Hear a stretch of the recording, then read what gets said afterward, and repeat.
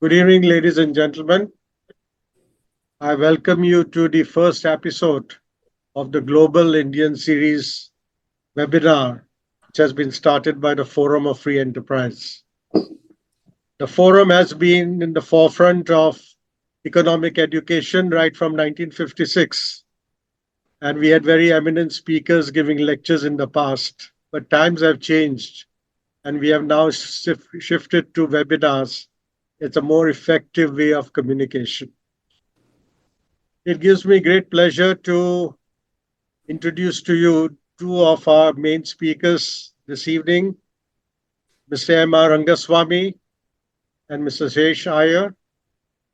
Mr. Rangaswamy is an entrepreneur, investor, sustainability champion, community leader, and a philanthropist. He is recognized as a software business expert who participated in the rapid expansion of the Silicon Valley software industry during his tenure as an executive at both large and small software companies. In 1997, Mr. Rangaswamy co-founded the Sandhill Group, an investment and consulting group which made several notable investments, produced the Enterprise and Software Conference series, and launched Sandhill.com, which is an online resource for software business strategy. In 2007, Mr. Rangaswamy promoted the Corporate Eco Forum, an organization dedicated to improving the effectiveness of eco strategies at global 500 companies. He is the founder of an enterprise called Indiaspora, which brings together Indian Americans who have made a meaningful impact on the global stage. Subsequently, Indiaspora has expanded far beyond the US, and its mission today is, to quote its own words, to inspire the Indian diaspora to be a force for good by providing a platform to collaborate and build community engagements and catalyze social change. I now would like to introduce Mr. Shesh Iyer. He is a managing director and senior partner of the renowned management consultancy firm Boston Consulting Group. He serves as a regional chair of BCGX for North America. BCGX is the tech build and the design unit of BCG. As a North America regional state for BCG, he shapes the future and the artificial intelligence and general AI software and technology builds in the state. He leads a growth business for BCG, and his responsibilities include growing the regional and delivery center platforms, managing product assets and investments, and building partnerships. Ladies and gentlemen, Indian Diaspora and BCG have collaborated on a report titled Small Community, Big Contributions, Boundless Horizons, the Indian Diaspora in the United States. This report celebrates the numerous ways in which the Indian community, accounting for just 1.5% of the US population, has an outsized impact on multiple aspects of American life, from economic to the culture.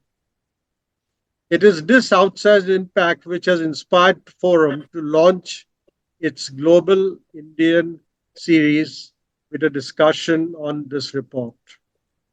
We have within us the Vice President, Dr. Mukund Rajan, who will act as the moderator of this discussion. Just a few words. Dr. Rajan is a chairperson of eCube Investment Advisors, a first of its kind platform created in 2019 to catalyze environment, social, and governance changes in corporate India. Prior to this, he held for more than 23 years a number of senior executive positions with the Tata Group, where he served as first brand custodian and chief ethics officer. Dr. Rajan is the author of 4 books, and he has been a member of the Group Executive Council of Tata Sons Limited. In 2007, the World Economic Forum honored Dr. Rajan as a young global leader. We are very fortunate and privileged to have with us Dr. Rajan as the Vice President of our forum. With these words of introduction, I will now hand over the discussion to Dr. Rajan to lead the discussion. Thank you, ladies and gentlemen, for attending this webinar. And I'm sure you are going to have a wonderful evening today, and you'll remember this as a momentous occasion. Thank you once again. Dr. Rajan. Thank you so much, Mr. Ranina. So we're going to dive straight into the Q&A with MR and Sesh over the better part of the next little less than an hour. I'd like to inform our audience that we will keep some time towards the end of the hour for questions from you. So please do type in the queries that you will see in your respective chat boxes, and we will review these. So let's get started then, and I'm going to start with you, Sesh.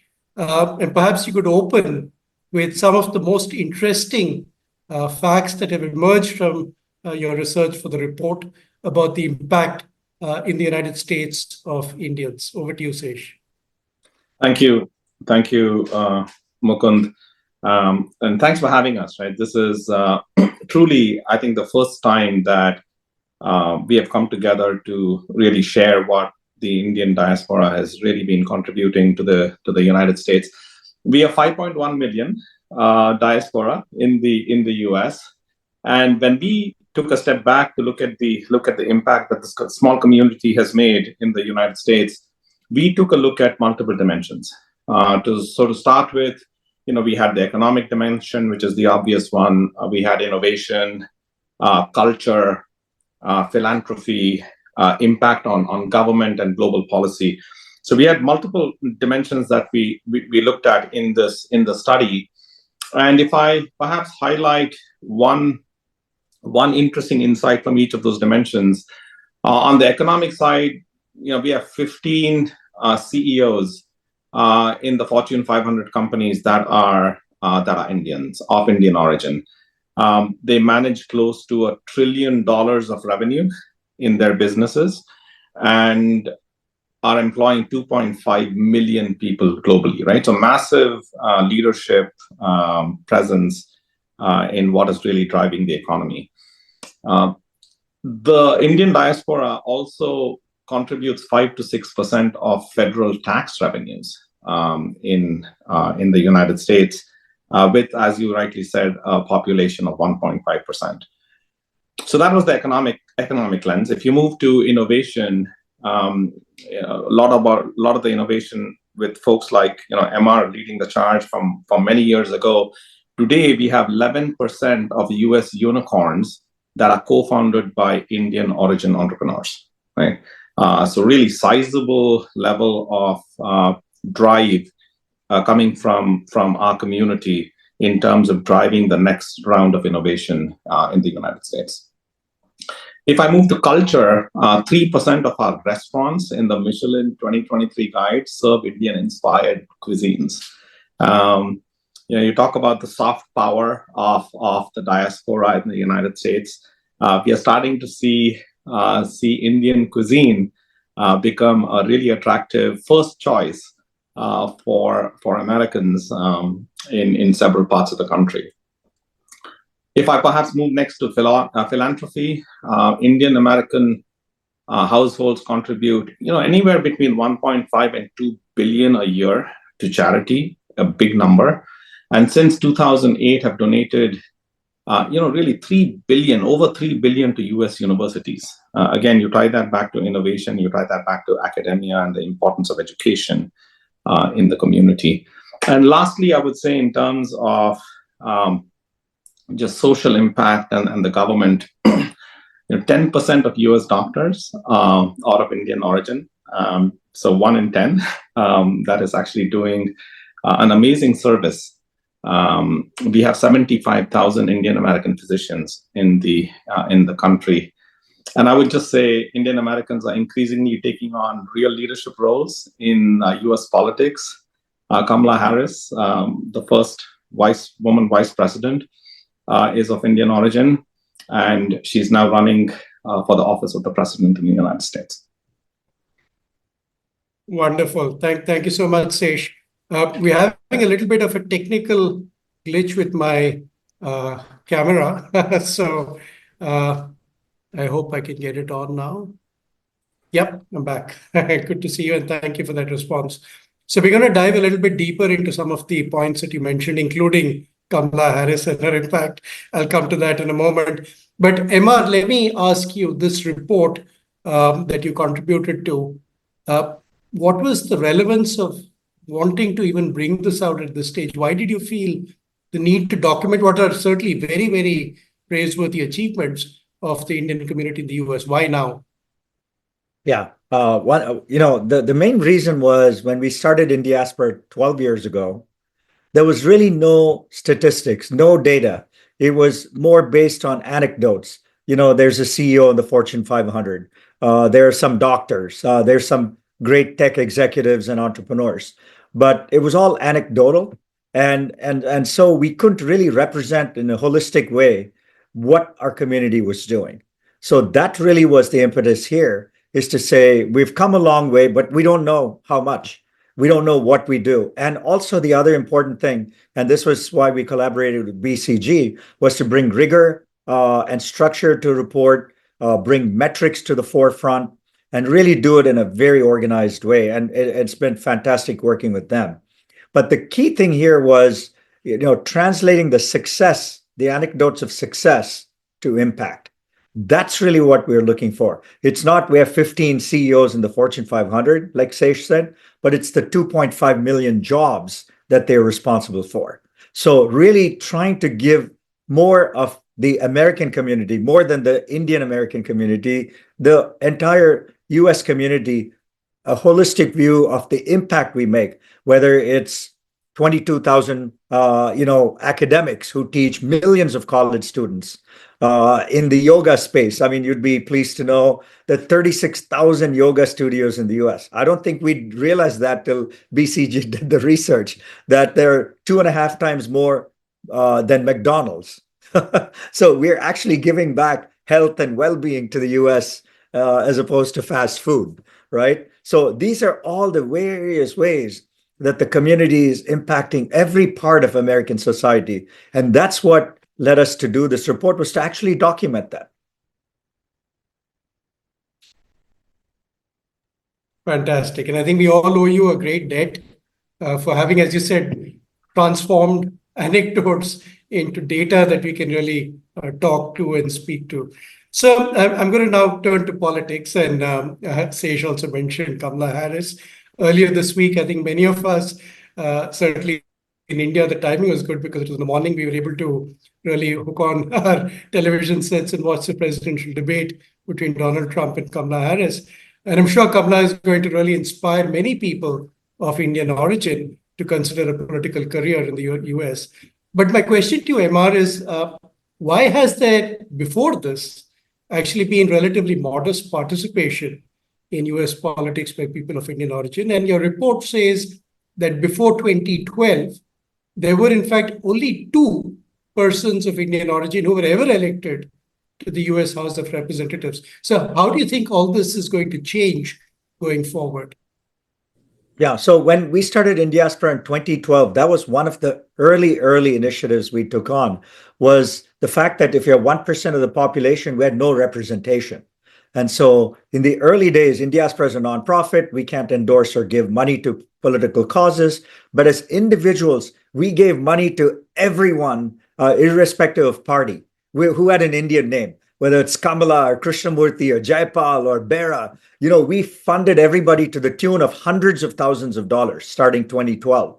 And within 3 election cycles, we had great results. We then had an in-diaspora gala in DC where we recognized now we were 1% of Congress. So people like Speaker Nancy Pelosi and others came to recognize this community now as a force. And what that did was to create this impression and the aura of the Indian community much more broadly, right?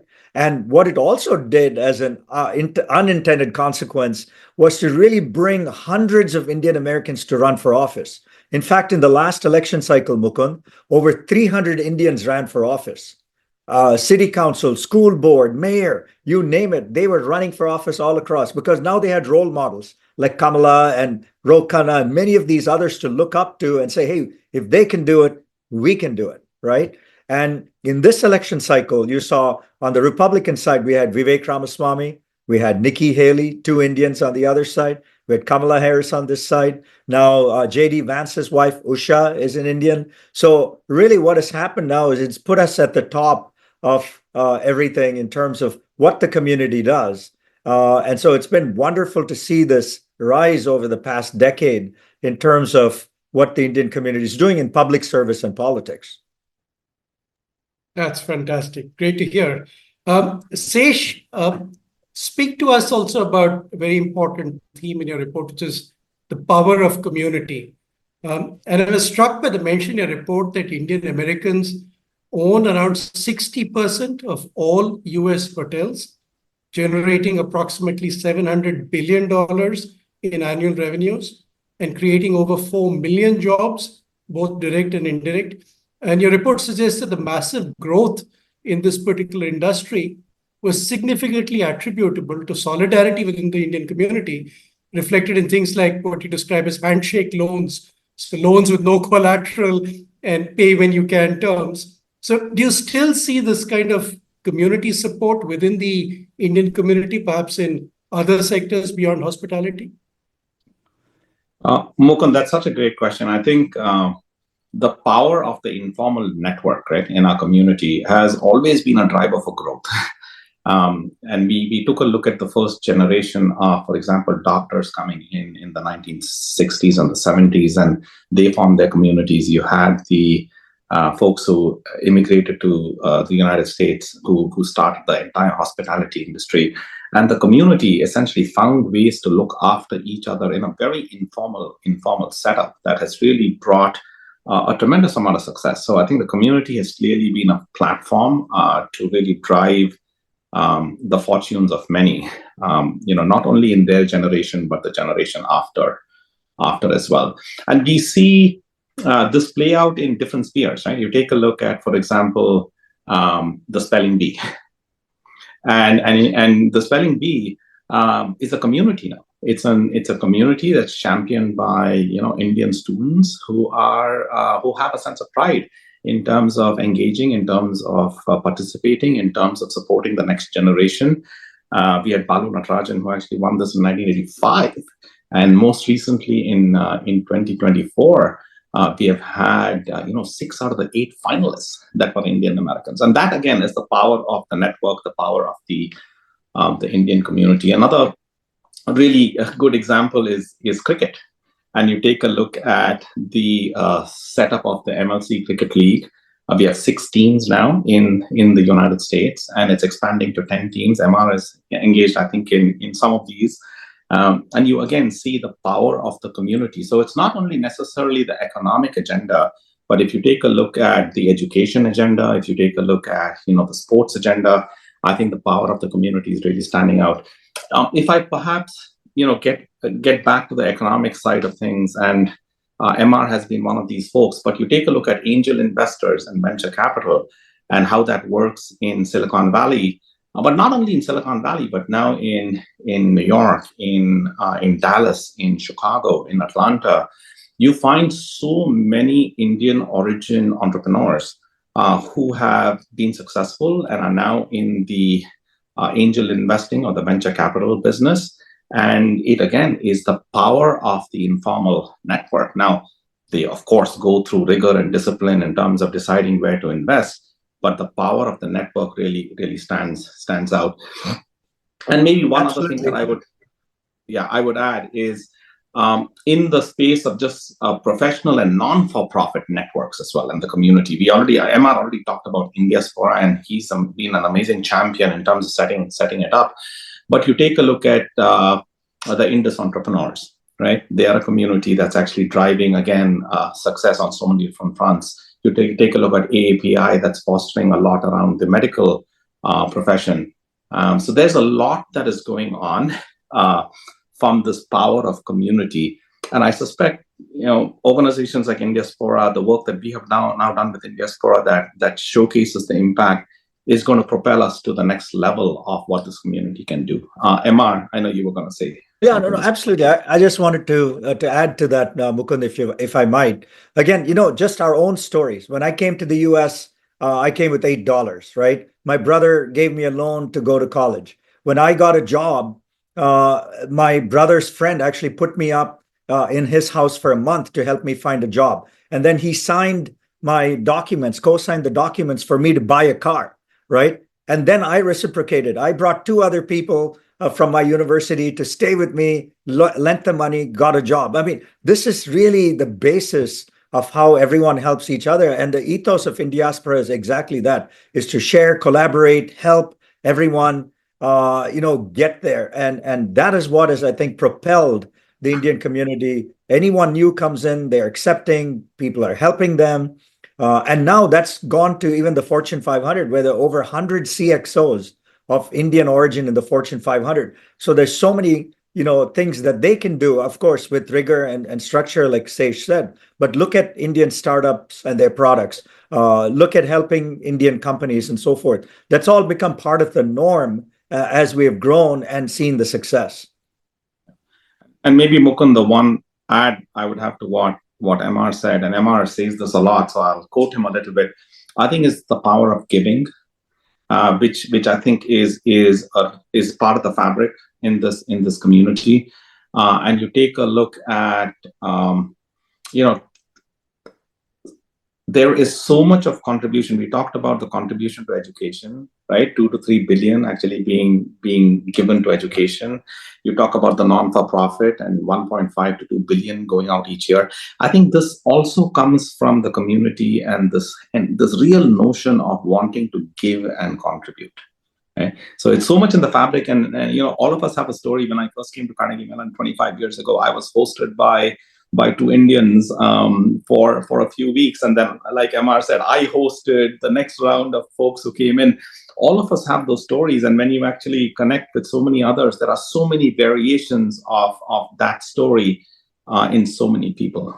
It's really fantastic to hear this and to see that it still stays with us today. Awesome. That's lovely to hear. Very nice. And a little bit building on that about the next question that sort of occurs to you when you think about community is identity and tradition. And just as a point of interest, I mean, how strongly do you feel Indian Americans really retain their original identity and traditions in the US? And also, I think you've seen over a passage of time, there are people who've been there for decades, and then there are the more recent people who've come from India. Is there a difference in the way they sort of think about traditions and identity? What's your sense? Yeah, I think a couple of things. One is you have to look at the demographic and say there are actually two generations involved. People like Seish and I who moved here from India, and then our kids and our children who are born in the US, raised in the US, and there's definitely a different set of values and aspirations they have. Of course, they have a lot of Indianness. They've gone to India quite a bit and so forth. So I think you have to look at it twofold in terms of that, right?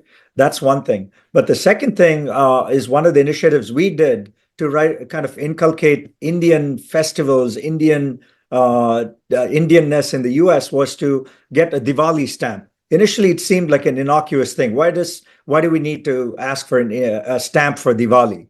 But what that did was really gave us a sense of celebration of our festivals as a mainstream event, right? Which then resulted in the President of the United States and the Vice President all having Diwali parties in their house. So now what has happened is a lot of Indian festivals are celebrated widely. Like Holi is probably, next to Diwali, one of the biggest festivals in the US, right? And so all this has happened just by introducing it, making it mainstream. So I think in one sense, Americans are getting to know our festivals and appreciate our culture and traditions. But I think it's the next generation which also needs to connect more with India. And that's why Indiaspora and other organizations are trying to put together programs that bring the next generation and the third generation back to India and connect them through trips and internships and so forth. That's an area that we are working on now, is to not lose that connectedness with India itself. So I think it's a two generations, a lot of things happening in the US, but it's all good. And the US is a very welcoming and receiving country in that sense. And I would say, Mukund, you take a look at my kids. You take a look at the next generation. They are following the IPL. They are actually engaged in the MLC. They want to go and see the games. They want to go and see the India-Pakistan game because it is so exciting. You take a look at food. They are highly interested in Indian food, South Indian food, North Indian food, cooking the food.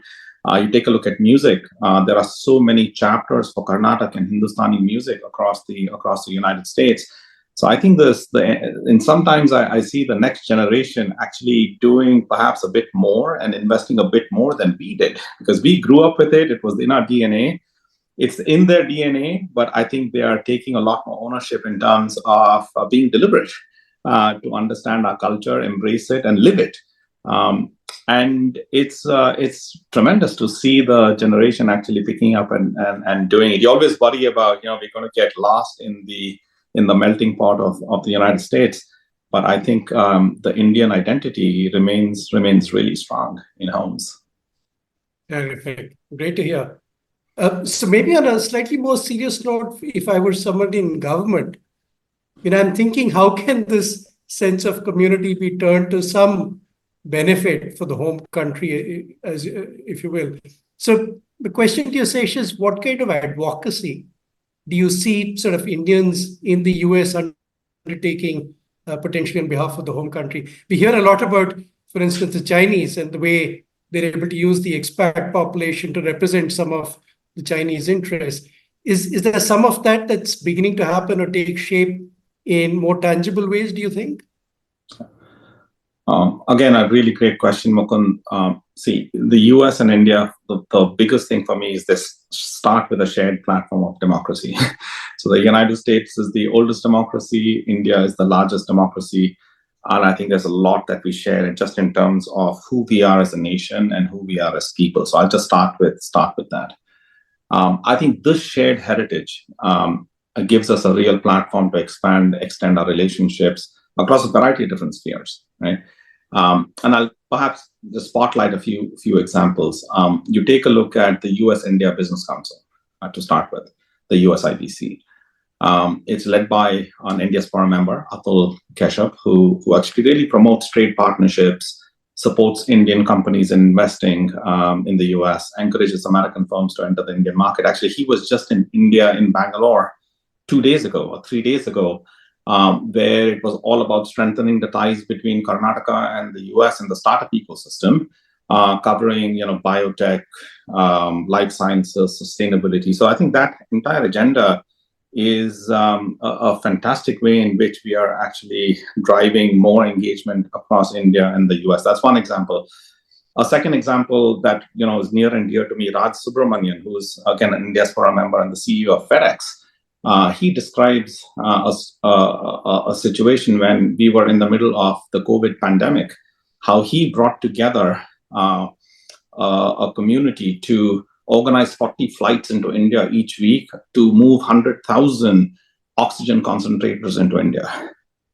Right? Amazing leadership in a time of distress to bring again the community together to really support the situation in India. And if you remember, during the pandemic, India went through a really, really hard time, and that's the time when he was engaged driving this.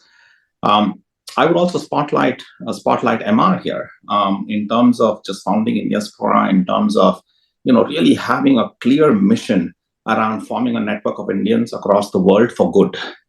It's an amazing purpose for us to have, to bring folks together as a non-for-profit, right? With no agenda other than driving good as Indians and immigrants in foreign countries.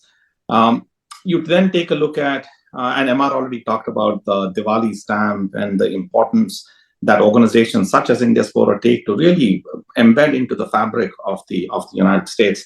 And then you take a look at organizations like Pratham USA or Ekal Vidyalaya. They're mobilizing funds across so many Indian Americans to drive education, literacy, vocation training in India. Recently, we had the great opportunity in DC where we had Sri Thanedar, who is from the House of Representatives from the state of Michigan. talked to us about immigration reform. And he is one of the folks who's actually driving immigration reform, including the expansion of H-1B visas, right? And one of the biggest things for students coming here is what we call optional practical training, or OPT. And he's changing that from OPT from 29 months to 48 months. So you can start to see how that changes the situation for many of these new students who are coming into the US to have more opportunity for a longer time to really contribute to the economy and to their own careers. So there are so many examples of what we do that is heartening to see. Yeah. If I might, Mukund, let me add Please. to that.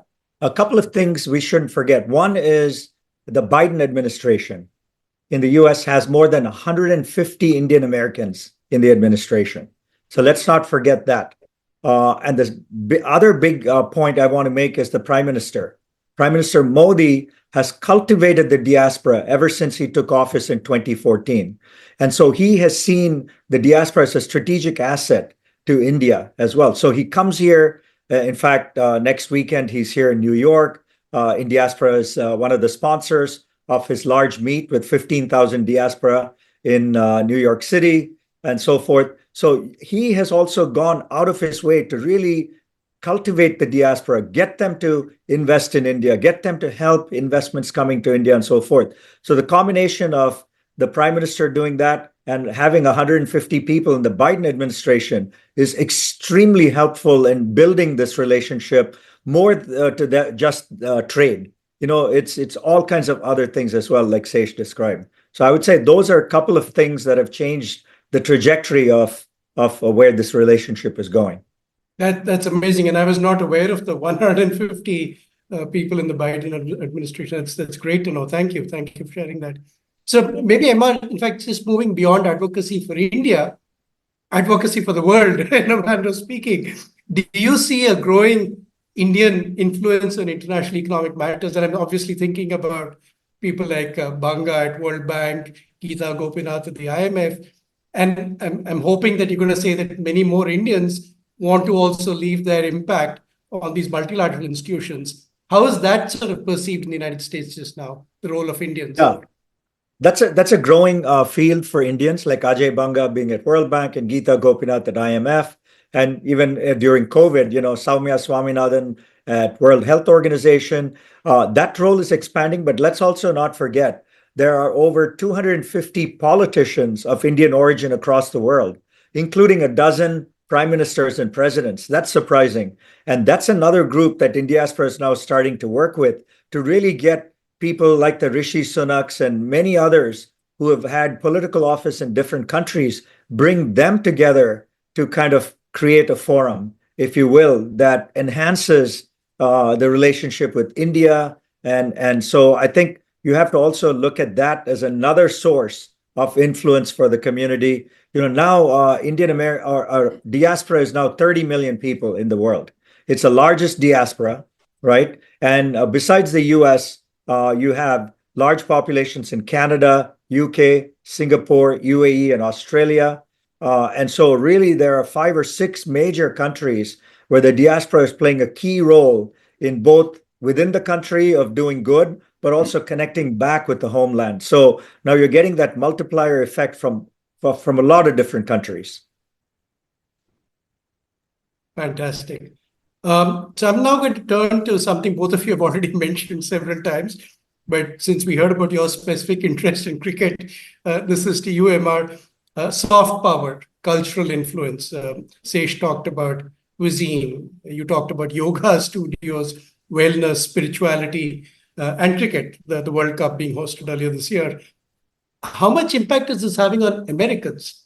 How much are they getting sort of influenced to want to learn more about India, to just gravitate a bit more closely towards this country? As Seish said, we have common values, we share democracy, but how much more are they learning about our culture, our traditions, and how much is the interest in India growing? Yeah, it's definitely growing a lot. Tourism is increasing. You can see it in many different ways, right? Now there are 17 flights, for example, a week from San Francisco direct to India.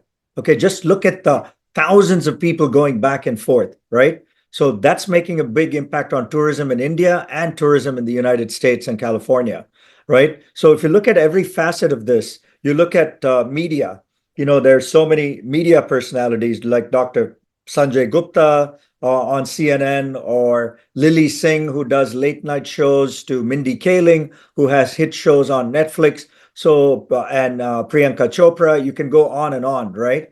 And even in the Oscars and Grammys, you can see Indian movies, Indian music permeate all kinds of new genres and categories. So I think it's, when you have 1.4 billion people in India, you have a rich cultural heritage of India. And with today's world being very open with the internet and mobile phones and social media, it's only logical that India gets a bigger mind share of what it has to offer. And what about cricket? Are Americans Cricket, going I mean, to the big thing celebrate is cricket in a big way? yeah, well, the 2028 Olympics is going to have cricket as a sport. So we're looking forward to, in 4 years, there'll be cricket played as an Olympic sport. And that's going to draw a lot of local audience that's never really seen cricket. So we think that'll be a catalyst in growing cricket as a sport in the US with non-Indians as well, right? So I think that's coming up. So like I said, in each area, we see a lot of movement in terms of our culture, our interests being accepted across the US. Fabulous, fabulous. Thank you. Mukund, I would also add that the USA has their cricket team, and the cricket team performed really well in the World Cup. And you're starting to now see so many Americans get engaged with cricket. And I think the USA performing really well in this World Cup, their first World Cup, was a major draw. And I think it's building momentum. I think they are going to do even better as we go through the MLC in the US, and we start to see, as MR said, the cricket in the Olympics. We are going to see the USA team doing really, really well. And a lot of the cricketers on that team are cricketers of Indian origin. I think pretty soon, from people in America watching the IPL here, we're going to be doing the reverse and watching the MLC highlights. So very much look forward to that. So I'm going to turn next to another important issue in the thematic of Indians in the US, which is the impact on innovation and on research. So Sesh, I was quite struck by a data point in a report that 13% or 380,000 of all 2023 journal publications were co-authored by scientists of Indian origin in the US. How can we ensure that this kind of excellence in research, way beyond, as you said, the percentage of population that we're already seeing in the US, can rub off on academia in India? And what would you recommend for ties between universities in the US and in India to be strengthened, and really for much more focus on the research output from Indian universities? Is there something we can pick up through partnerships, through relationships with the United States? Mukund, we have actually had a long history of engagement between academia in the United States and in India. You go back to 1963, and IIT Kanpur was set up with a US collaboration, right? It was part of the whole Kanpur Indo-American program. And it was largely with MIT. My uncle, Dr. V. Rajaraman, was actually at IIT Kanpur setting this up. And Dr. Arvind, who then went to MIT and became a professor of computer science, has been a massive champion. We are now, over half a decade. We have half a decade of collaboration or more in the space. And you have universities such as Carnegie Mellon, Princeton, Purdue, many others that have these programs with India. So I think there is a fabric that is the joint collaboration that's already getting weaved together, and it's been around for a long time. But I think it's becoming stronger and stronger. You take a look at, if I fast forward from there to 2022, to the point that I think MR was making earlier, when Prime Minister Modi was here in 2022, he and President Biden actually announced a strategic partnership around critical and emerging technologies, right? It's called ICET. really focusing on things like AI, quantum computing, semiconductors, manufacturing, and you're starting to see all of that now work itself through in India, and India in some ways is becoming a real champion of the adoption of these new technologies and the adoption at scale of these new technologies. You take a look at Bhashini, which is a large language model and a translator model in India that's actually out there with 20 plus languages that can be translated between each other. We were, like I was mentioning, in DC during the launch of the report, and we had the great fortune of listening to Dr. Sethuraman Panchanathan, who is the director of the NSF, the National Science Foundation. And he was talking a lot about the investment that the NSF is making in partnerships with research organizations in India. There's over $150 million that's been invested to really drive frontline research, like really shaping research between India and the United States in several of these technologies.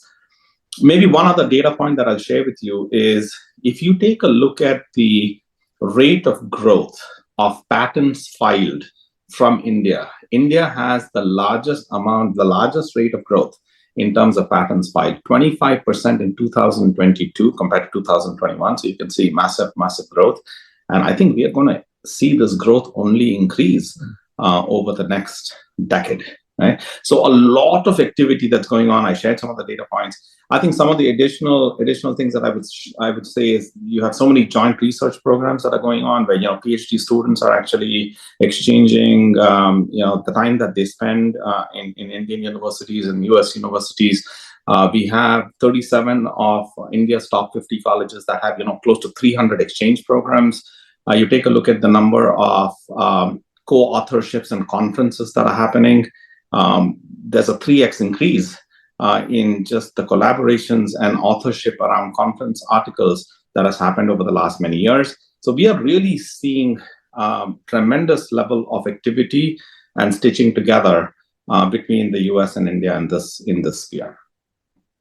Yeah. One more thing to add is we've done at Indiaspora is bringing together the US academics of Indian origin. So we have collaborated this year with Princeton and Harvard, and we had our first conference where we brought together 200 Indian academics out of the 22,000 that reside in the US to talk about what they do, but also how they help India. And we're continuing that program. Next year, we'll have an event in partnership with UC San Diego and Stanford on the West Coast to do similar things, because the academics here can really help India with the educational system, right? They can either do Zoom call and virtual participation, they can come to India for summer programs, or they can take a sabbatical and spend an extended time in India. So those are the kinds of things that we are trying to foster now, is actually have academics come and reside in India and really impart, what they do in the US and how India can move ahead as well. Fantastic. In fact, I think there's just so much that we're learning from this conversation that we'd be delighted to also support from the forum side.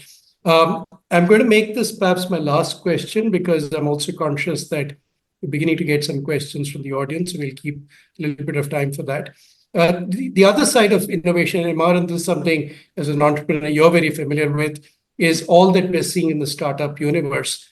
I was fascinated to learn from your report that over half of all unicorns in the US have been founded by first-generation immigrants, and around 20% of these are from India.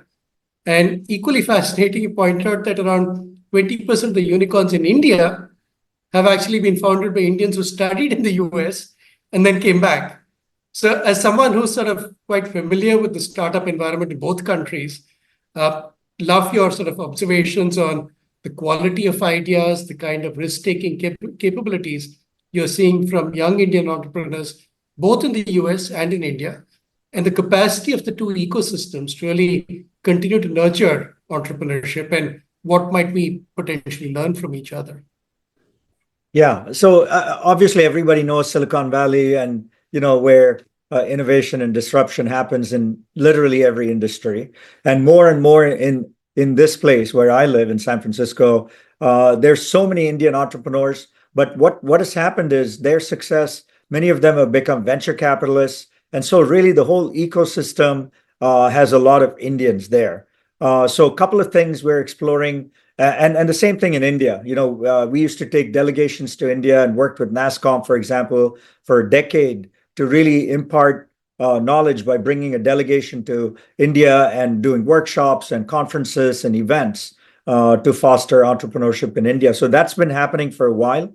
But I think what is happening now is that a lot of Indian entrepreneurs who reside in India are looking at Bharat itself as a market opportunity, especially with the India Stack and UPI, and is fostering so many new fintech ideas around insurance and all kinds of areas, right? So I think that is happening. But I think when companies look at US markets for their products, those Indian CEOs are now moving to the US at a rapid rate. In fact, in the past 4 or 5 years, there have been several hundred Indians who moved to Silicon Valley to actually be closer to their customers, get more capital, and sell more product in the US. So I think it's really a vibrant bridge that's happening between the two systems, as people going back and forth, some going back to India to start Indian businesses, some Indians coming here to be closer to their customers and sell their software as a service products.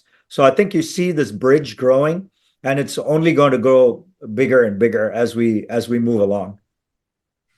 Yeah, we are absolutely going to see, I think, tighter coupling between the US and India as we go forward. And it's an amazing reinforcement function, right? There's innovation that happens in the US, it comes to India. There's massive innovation that happens in India at scale, it goes back to the US. And we are seeing, I think, the level of engagement substantially more than what it was 20 years ago, than what it was 10 years ago, than what it was 5 years ago. And I think the rate and pace of innovation of technology is only driving that faster loop across the two countries. Excellent. Thank you both. I think this discussion has given us tremendous food for thought. I'm going to encourage the audience to send us your questions in the chat box. And I know we have forum members who are monitoring that and will pass on these questions. If I could open to the first one, and this is really the question of entrepreneurship, and maybe Sesh, you can take that. This is this business of gender. Is there a gender issue in how you see the numbers stacking up currently on successful entrepreneurs, both from the Indian community as well as a comparative Americans in America? What are you seeing from a gender lens? And in case the numbers are not great, then what could potentially be done to improve that? I think, Mukund, we see clearly the importance of diversity, equity, and inclusion across organizations all over the world, right? In PCG, we have a CEO level agenda on DEI across the entire organization.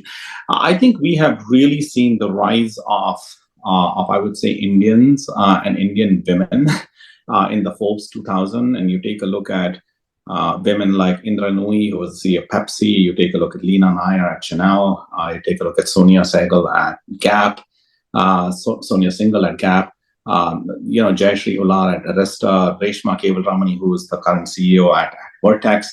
Each of these women, I think, are massively powerful and inspiring role models. So we are actually starting to see a real presence of women in these senior executive positions that's really driving and cascading to the next generation of women leaders, right? So when I take a look at women leaders, and Amar talked about the CXOs, and you take a look at the CXOs in the technology ecosystem, or you take a look at CXOs in the financial services ecosystem, there are so many more women of Indian origin in these roles.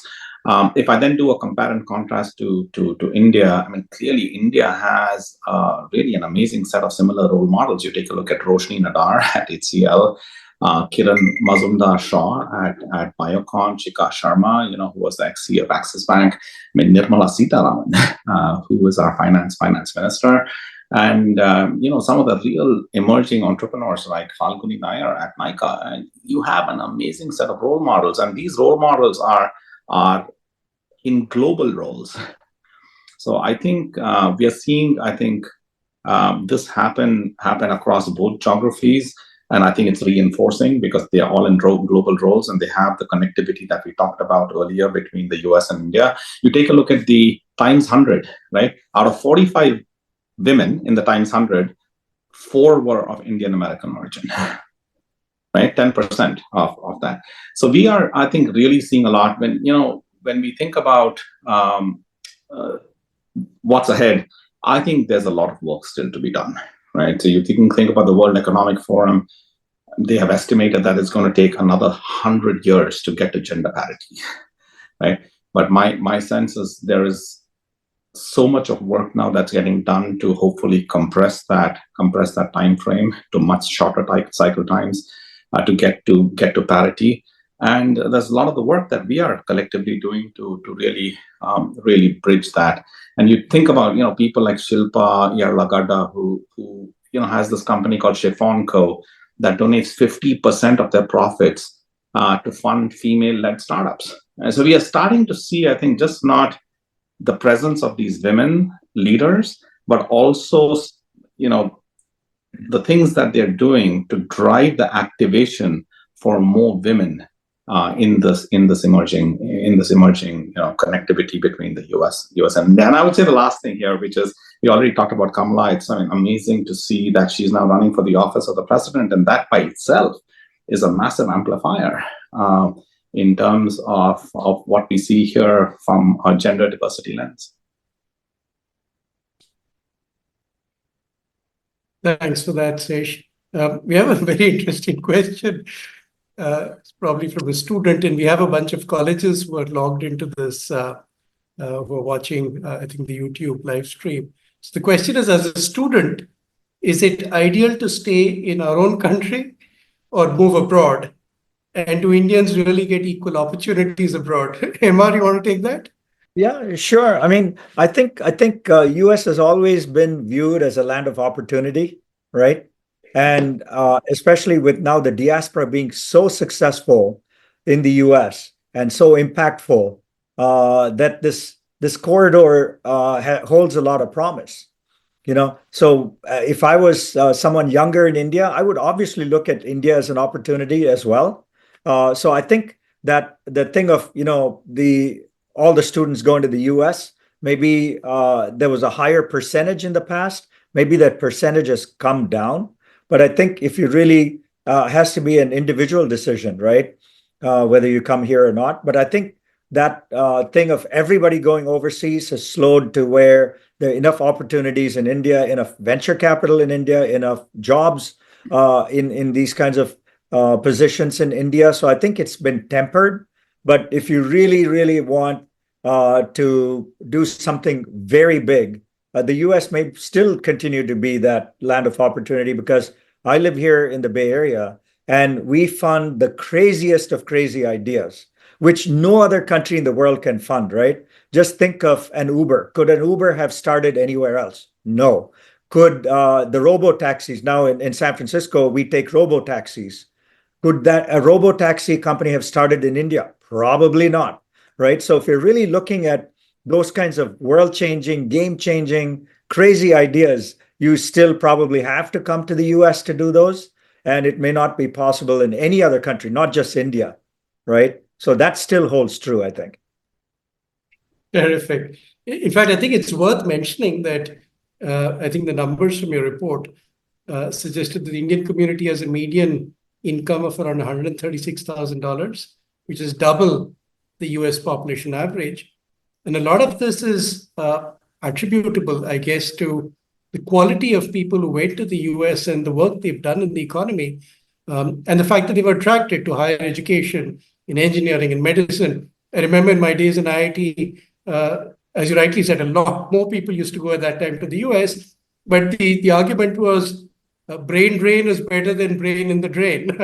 And thank God now, a lot of them are sending their kids back, and there's this tremendous intercourse and economic benefit. and potentially, the power of more Indians in the political system and so on. So I think it's worked out, and it's really been for the greater good in the long run. I think we have time for one final question, and this is somebody who resides in the San Francisco Bay Area, who says, for those of us who are non-Indian, who want to be US-India bridge builders, what advice do you have? Emar, and then maybe Sesh to close out. Yeah, I would say, get involved in the community, in organizations like Indiaspora and others. Be part of outreach to the Indians in India, be mentors, be helpful, become angel investors in some of the companies in India. A lot of people here investing in India as well in terms of angel rounds of investments. So there's many, many ways you can get engaged. My whole advice is just do something. Just go and try to mentor someone or invest in a company or reach out to a community and stuff. And we can be helpful in that regard in terms of Indiaspora itself. One more point I want to bring up is, we've talked about this report all along. This report is housed in indiaspora.org on our homepage. So I would encourage all the people to go get the report, download the report. There are at least 40 metrics. We have only covered 10 of them. There's so many interesting metrics that'll blow you away. So just go get the report. And the other thing I would challenge everyone on this call is to share this report with non-Indians, not just with Indians, but send it to all your non-Indian friends as well. Terrific. And Sesh, before you close out on that, you did talk about the US-India Business Council, amongst other things. So we had one question from a council member. Are there any other possibly significant initiatives that you see the Indian community putting together to really spearhead the Indo-US economic partnership? So anything you'd like to close with on what more you might expect from the Indian community?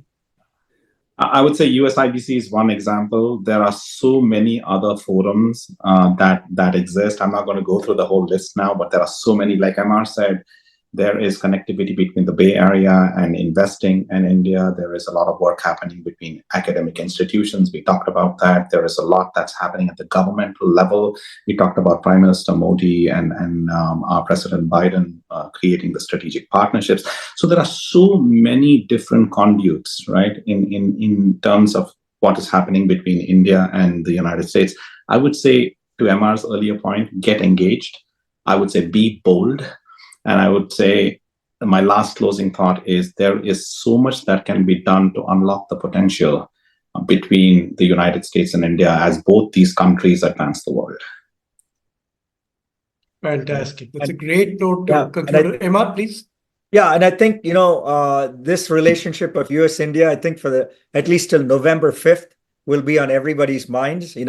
Kamala Harris is running for president. So I think India, US will be in the news, and we are all proud that she's representing us in this race. And she used to be my district attorney here in San Francisco, and I've seen her grow over time and supported her for a long time. And so I think all eyes are going to be on the US election, because I think it's the last election this year, right? 60% of the world had elections. This is the last big one. So I think till November 5th, there'll be a lot of eyes cast on the US, and especially on Kamala Harris as well.